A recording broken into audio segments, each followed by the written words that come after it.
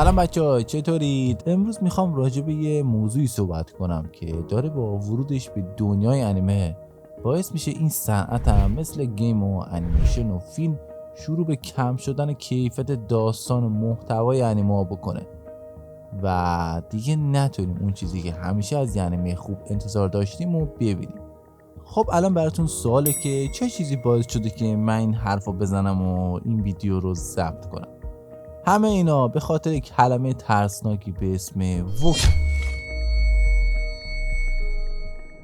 احتمالا خیلیاتون از این موضوع خبر نداریم، ولی اخیراً غربی‌ها با فشارهایی که به ناشرا دارن میارن خواهان تغییرات توی داستان انیمه و شخصیت‌ها شدن که ممکنه برای همیشه دنیای انیمه رو عوض کنه.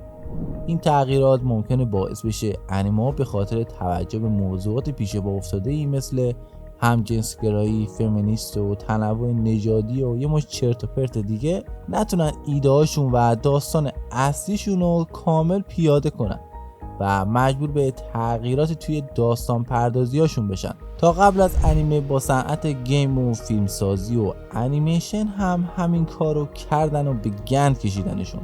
حالا اومدن سراغ انیمه که یه زنگ خطری برای دوستدارای انیمه است.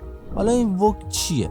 اولین بار اصطلاح استیو ووک رو خواننده به اسم لید بلی توی سال 1940 اواخر یکی از آهنگاش گفت. اون آهنگ رو برای 9 پسر سیاه‌پوست که ناحق به تجاوز متهم شده بودن ساخته بود و در آخر آهنگ به مردم سیاه‌پوست هشدار داد که حواسشون به نجات پرستی و ظلم‌هایی که بهشون میشه باشه.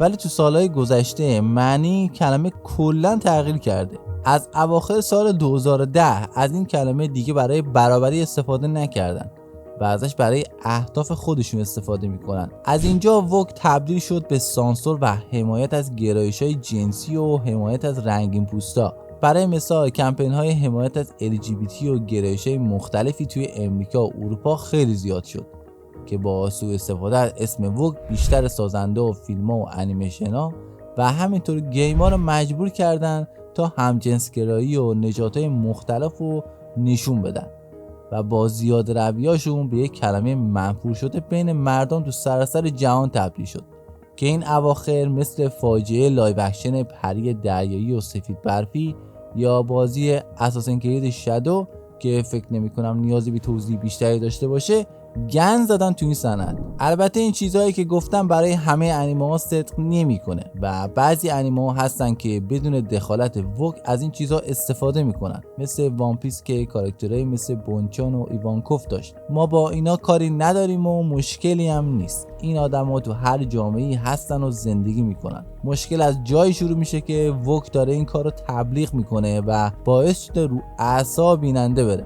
ولی خب شاید بگید این ووک نمیتونه دخالتی توی انیمایی که توی ژاپن ساخته میشن بکنه.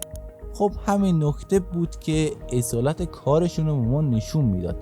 اما باید بگم الان اوضاع خیلی فرق کرده.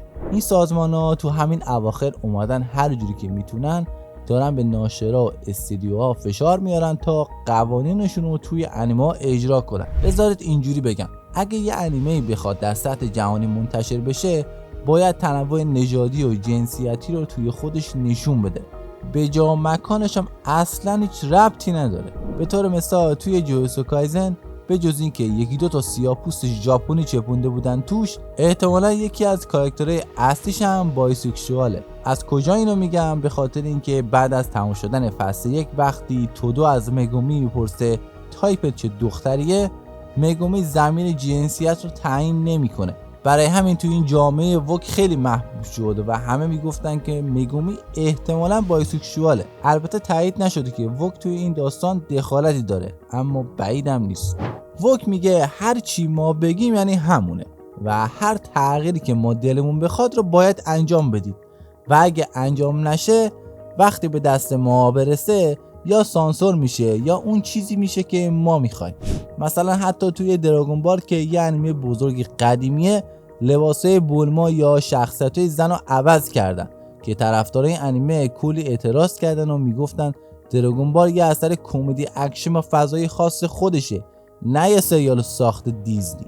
یا حتی انیمه وان پیس که یه انیمه با دنیاسازی بزرگه و داستانش هم درباره ماجراجوییه که از همه جای دنیا کاراکتر داره و حتی نژادهایی هم هستن که توی دنیای ما وجود ندارن ولی توی وان پیس هستن. اما بازم این سازمان غربی تاکید داره که باید از بازیگرای سیاه‌پوست برای نقش کاراکترهای لایو اکشن استفاده بشه، حتی اگه توی انیمه فقط 2 درجه رنگ پوستشون تیره باشه. توی این بینم فقط زورو نجات پیدا کرد که تبدیل به چیزی که ازش بدش میاد نشد. یا اینکه خیلیا براشون سوال بوده که چرا توی ناروتو شیبودن سوناده که یک زن قوی بود و به طراحیش معروف بود باید توی بروتو کاراکترش رو چه ظاهری و چه اخلاقی عوض کنن، در حالی که این هم احتمالاً به خاطر وکه، چون ممکنه ماهیت کنوچیا که جذاب بودنه برای بعضی افراد آزاردهنده باشه.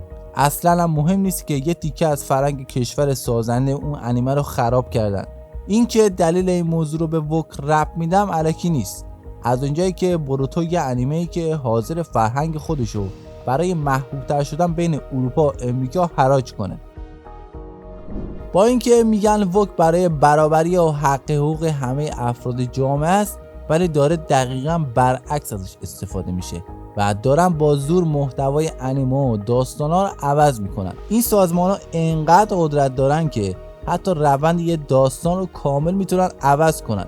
این فشارها باعث شد بعضی از مانگاکاها در ژاپن شروع کنن به خودسانسوری در نوشتن، به خاطر اینکه میدونن آثارشون ممکنه به انگلیسی ترجمه بشه و اگه غربی‌ها هم خوششون نیاد ممکنه کلاً بایکوت بشن. خلاصه بگم که وک یه کلمه با مفهوم زیبا و خوبه که مدت زیادی استفاده میشه، اما به مرور زمان هر چیزی که خوب باشه ازش سوء استفاده میشه و به این وضع میفته.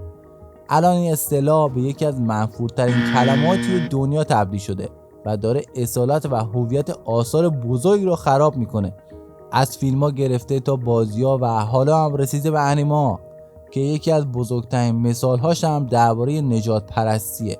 همه میدونیم که سیاه‌پوستا توی تاریخ کلی حق و حقوق از دست دادن و هنوزم باهاش مشکل دارن، ولی اینکه این سازمان بخواد برای جبران به زور توی هر اثر یه شخصیت سیاه‌پوست جا بده، نه تنها هیچی رو حل نمیکنه بلکه باعث منفورتر شدن خود سیاه‌پوستا میشه و اگه بخواد همینطوری ادامه داشته باشه خیلی زود دیگه خبری از انیمه ها با کاراکترهای دوست داشتنی و داستانهای جذاب نیست و قراره یه چیزی شبیه لایو اکشن های سفید برفی و پری دریایی ببینیم و معلوم نیست چه بلایی سر داستان انیمه و استدیوها بیارن. البته همچنان یک سری از طرفدارا و استودیوها جلوی این فشارها وایسادن، مثل ماپا توی انیمه اتاک آن تایتان، چنسامن و ویلن ساگا و همینطور یوفیتیبل برای انیمه شیطان کش و کلی انیمه دیگه. اما خب تا کی میتونن با قدرت و لابی که اینا دارن جلوشون وایسن؟ نظرتون رو حتما توی کامنت ها بهم بگید. لایک و سابسکرایب فراموش نشه.